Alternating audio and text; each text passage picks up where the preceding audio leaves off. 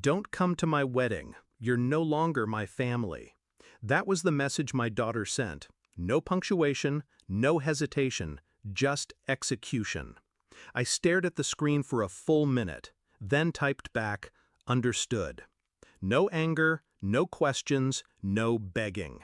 Then I made a call, one call, to a man I hadn't spoken to in 11 years. 24 hours later, I had 83 missed calls from her fiancé, her future in-laws, her best friend, and finally from her. But by then, it was already too late. She was 25 now, a bride. But I still remembered her in pigtails, barefoot in the garden, chasing dragonflies. Back then, I was Mama the Invincible. But people change, or maybe they just reveal who they've always been. The shift started 5 years ago, after the divorce. Her father remarried quickly, a younger woman, polished, wealthy, poisonous. She smiled like she was always in on a joke you weren't invited to hear. It didn't take long before my daughter started pulling away. Little things at first, forgotten birthdays, canceled lunches, one-word replies. Then, silence. I tried, God, I tried, but every call was a one-way conversation. Every visit felt like I was trespassing in a life she didn't want me in. Until the final blow, her wedding. My invitation revoked by text. I didn't scream, I didn't sob, but something in me crystallized.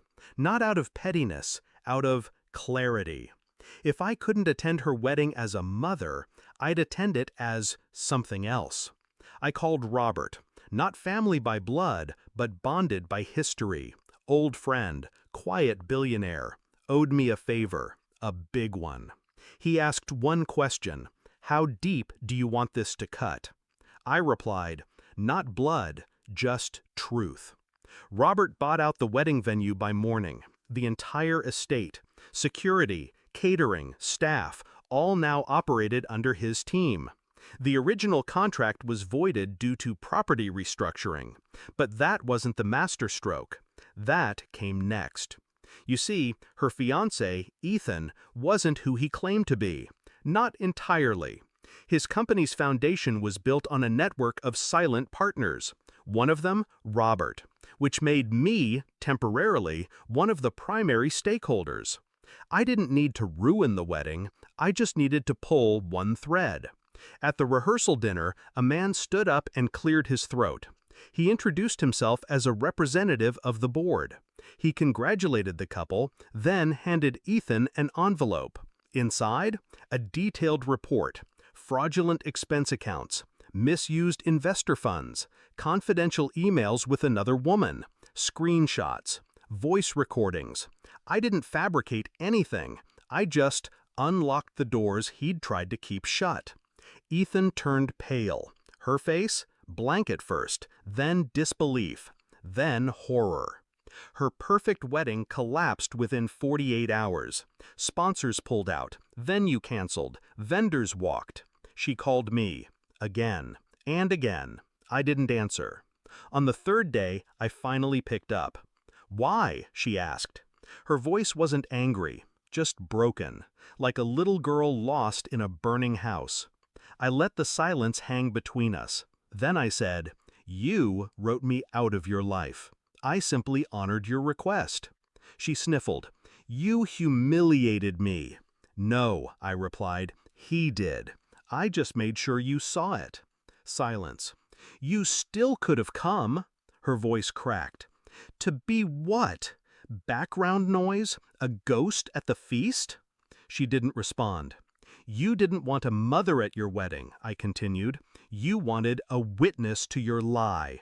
I don't attend performances. Then I hung up. Weeks passed. Ethan tried to salvage what was left of his career. Failed. His investors vanished. His name blacklisted. My daughter moved back in with her father, or tried to. His new wife didn't want the scandal in her mansion. Funny how quickly alliances dissolve when the cameras stop rolling. She called me again, not to apologize, just to talk. I let her speak, I listened, but I didn't rescue her. I wasn't her safety net anymore. You only get to set me on fire once. After that, I learned how to build with ash. I don't regret it. Not the call, not the collapse, not the silence that followed. This wasn't vengeance. It was revelation. I didn't destroy her life. I held up a mirror. She shattered it herself. People think betrayal is loud, screaming, slamming doors, dramatic exits.